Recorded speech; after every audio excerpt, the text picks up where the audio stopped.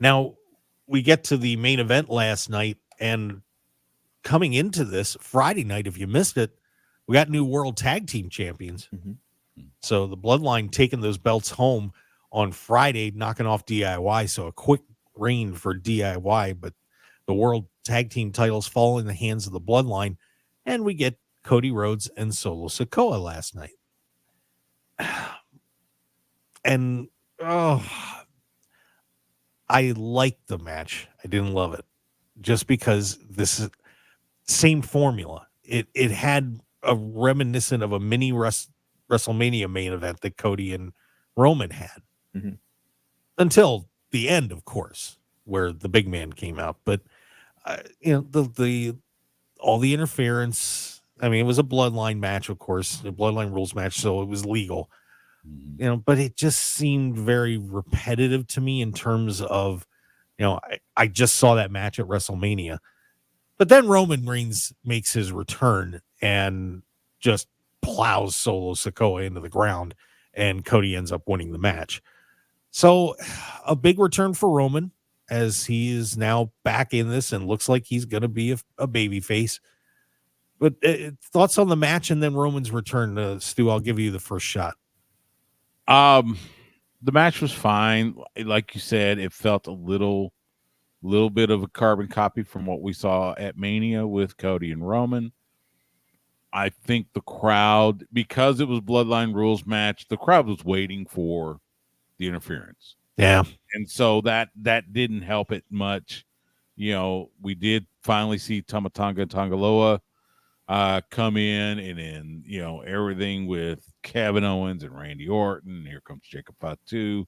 And oh, by the way, praying for, Jacob Fatu. Hopefully, whatever injury it was, hopefully it's not serious. There is a report from Wrestling Observer that showed somebody took a picture of him in a walking boot. Hopefully that is precautionary. Let's hope he's not out for very long. But yeah, and then the return of Roman Reigns, which I think that was expected. And so now you got Roman coming back, the T-shirt OTC. So let the Bloodline Civil War begin. But yeah, it was fine. It did what it was supposed to do. Yeah, Phil. So now, where does Cody go from here? Are we done with Cody and the Bloodline for now, or is we gonna get a Roman Cody team up and be a part of a chasing off this new Bloodline group? I'm torn because, to be honest with you, I kind of want to see Cody take on some other guys. I'm a little bit done with this.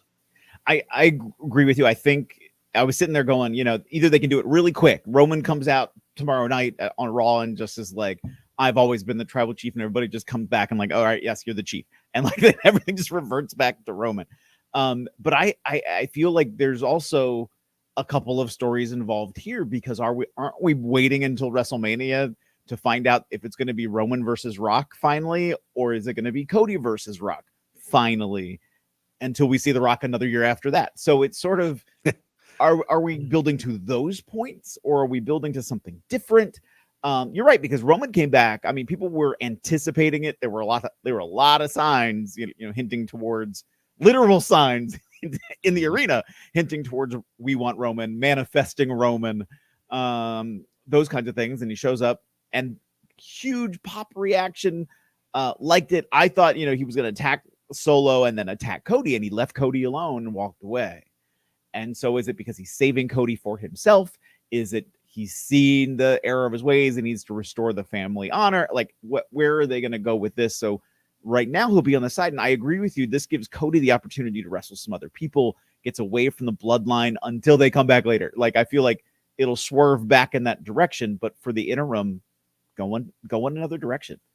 Yeah. And that's the issue with The Rock hanging around.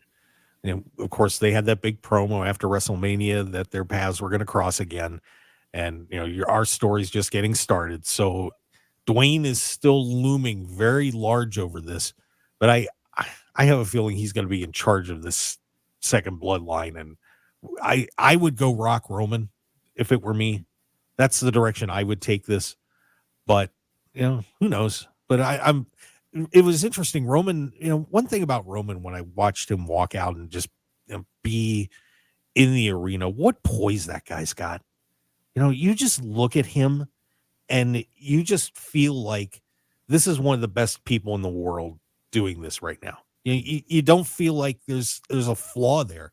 The look, the way he carries himself, man, he just looked incredible last night. I don't know if it was just me, but he just struck me as this is a champion right here. And he could be a champion in anything. You think 10 years ago when he was part of the Shield with John Moxley and Seth Rollins, and Roman's the one that comes out as the big superstar. I think it's good on Roman making the best of what he's had. I do think we will eventually see Roman putting his bloodline back together. Jimmy's got to come back. Of course, Paul Heyman. We might see Jay get lured back. We'll see. Think about Survivor Series, which just got announced for Vancouver. Could we see a Bloodline versus Bloodline War Games? In if that's the case, where's Hikuleo? Allegedly he's finished up with New Japan. He's signed with WWE. We're just waiting to debut him. Could he be part of that? Could he come out on Roman's side? That could be a nice twist. Let's see where that goes. We got a few months, and let's see Cody face some other folks. You got, I hate to say it, but Logan Paul would be a contender, I could say. Let's hope that's not the longest match on earth, but I could see Logan Paul becoming a contender somehow. But I want to see Cody face some other folks. Yeah, I'm just bracing myself for Cody and Randy Orton. Let's just let them tear each other apart for 6 months, and I'll be okay with it. There you go. That'd be all right. Hey there, adventure seeker. Ready to unlock incredible hotel deals? Get a free membership and save up to 50%. Stay grand. Spend less. The simplest site, the best unpublished hotel deals. TheTravelShark.com.